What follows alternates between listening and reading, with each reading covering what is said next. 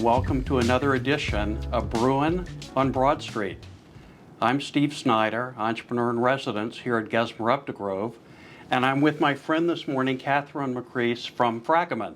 So let's start by telling us about you and the firm. Sure. So again, I am Catherine, and I'm a partner at Fragomen, and I'm just the managing partner for 3 days now into this new year of our Boston office. But I have been with the firm for over 16 years now.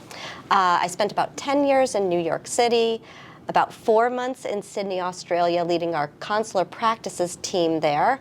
And I've been in Boston now for about 6 years.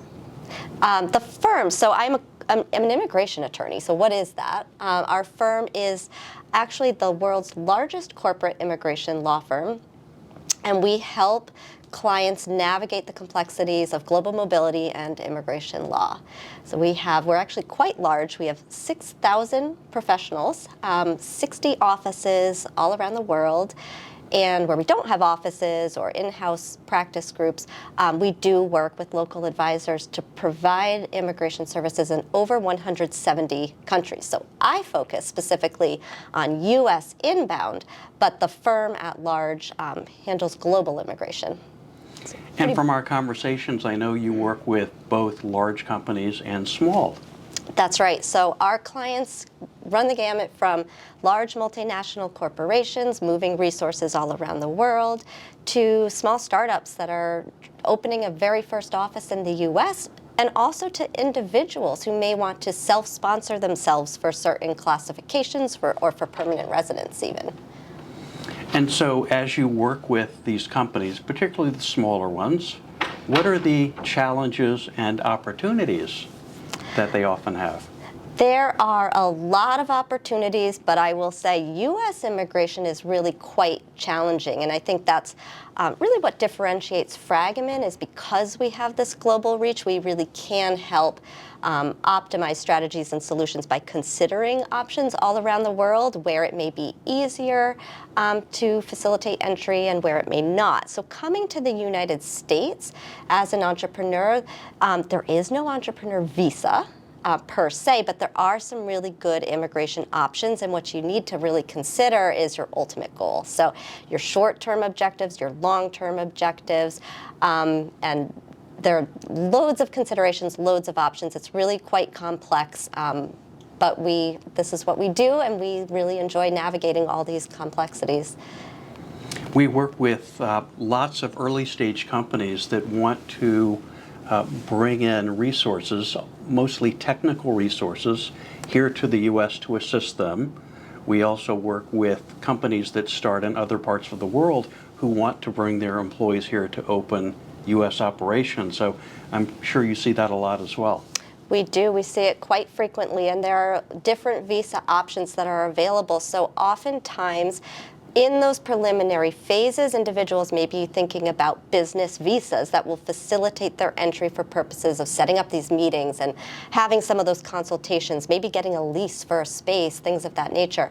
And then as things progress, they may be looking to actually transfer the resources or themselves as managers or CEOs perhaps, to actually run the operation in the United States. And that's where you're shifting from those business visas to those work visas.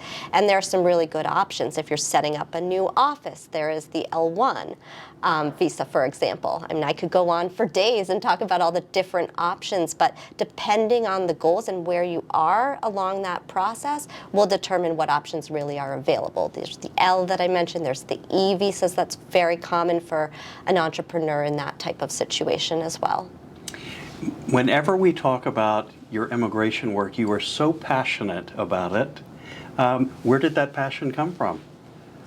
You know, I think over time, the world is just becoming more and more mobile and global, and we're making that possible, right? So we're helping our clients to meet their business objectives by getting their resources where they need them, when they need them. And we're also really helping in that process individuals to pursue their personal and their professional goals and dreams, really. So we're helping to create, they can work anywhere in the world. So we're really helping to make those possibilities a reality, and that's exciting. Feels good. A few weeks ago, we were on a panel sponsored by the UK, the British Consulate, focusing on UK companies that wanted to set up operations here in the US. You must see a lot of European companies that are coming here.